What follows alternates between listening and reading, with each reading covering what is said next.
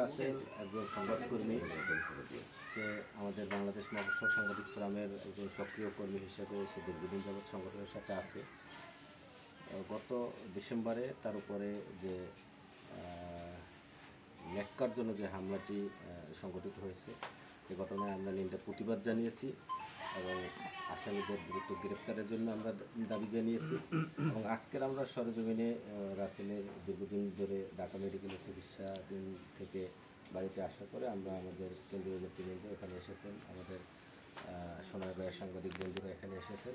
যে কারণটিতে আসা সেটা হচ্ছে তার শারীরিক খোঁজখবর নেয় এবং মামলার অগ্রগতি সম্পর্কে আমরা জানলাম। তো মামলার অগ্রগতি আসলে জিরো বলা যায়, যেহেতু 7 জন আসামির মধ্যে 3 জন আসামি স্বেচ্ছায় আদালতে আত্মসমর্পণ করেছে, বাকি 4 জন আসামি প্রকাশ্যে ঘুরে বেড়াচ্ছে, যেটি আমরা এই এলাকায় এসে জেনেছি। ইতিপূর্বে আমরা ওসি সাহেবের সাথেও কথা বলেছি। ওসি সাহেব বলেছেন যে আসামিদের ট্রেস দিলে তারা সেখানে ঘটনাস্থলে গিয়ে আসামিদের গ্রেপ্তার করবে। তো আসলে বিষয়টা হচ্ছে যে এই যে নির্যাতনের ঘটনাটি একেবারে অন্যায়ভাবে এই সাংবাদিক রাসেলের উপরে যে হামলা করা হয়েছে, এই ঘটনায় রাসেল এবং রাসেলের পরিবার তারা চরম নিরাপত্তাহীনতা রয়েছে। এবং ইতিমধ্যে আমরা যেটা শুনেছি, তার বাপদাদা মানে পুরানো আমলের বাড়িঘর ছেড়েও তারা এখান থেকে মানে বিক্রি করে যাবার জন্য তারা প্রস্তুতি নিচ্ছে, যে এই অনিরাপদ জায়গাটিতে তাদের থাকার সুযোগ নেই। তো আসলে আমরা সবাই বাংলাদেশি, এই সমাজের মানুষ, আমরা আইনের প্রতি শ্রদ্ধাশীল। আমরা আশা করব এই অঞ্চলের যে প্রশাসন রয়েছে তারা এই ঘটনাটি সুষ্ঠু তদন্ত করে দৃষ্টান্তমূলক বিচারের আওতায় আনবে এবং যাতে করে এই পরিবারটি এবং এখানকার সাংবাদিকরা নিরাপদে থাকতে পারে, সে ব্যাপারে প্রশাসন, রাষ্ট্র, সরকার তাদের কাছে আমাদের আহ্বান থাকবে।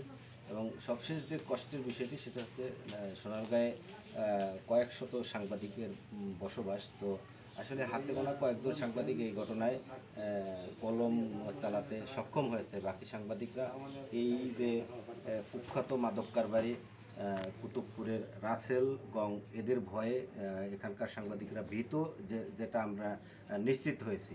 তো আমরা মাদক নিয়ন্ত্রণ অধিদপ্তর, স্বরাষ্ট্র মন্ত্রণালয়ের প্রতি আমাদের বিনীত আহ্বান, কে এই কুখ্যাত মাদক কারবারি রাসেল, সে কুতুবপুরের এই রাসেলকে, কোরবানপুরের এই রাসেলকে অনতিবিলম্বে তাকে গ্রেপ্তার করে আইনের আওতায় আনার জন্য আমাদের আহ্বান থাকবে। বাংলাদেশ মফস্বল সাংবাদিক ফোরাম সবসময় সাংবাদিকদের স্বার্থ, অধিকার এবং মর্যাদা রক্ষার জন্য আমরা কাজ করে যাচ্ছি।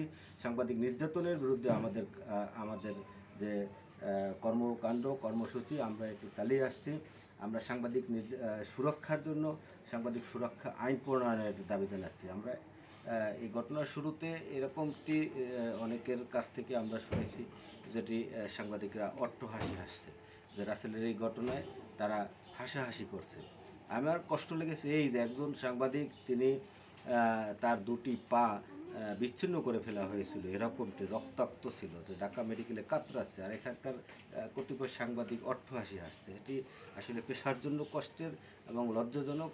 আমরা আশা করব আপনারা যেথায় যে মিডিয়া কাজ করেন, আপনারা একজন সাংবাদিকের নির্যাতনের বিরুদ্ধে আপনারা সোচ্চার থাকবেন, আন্তরিক থাকবেন, এমনটি আশা আমরা করতেই পারি।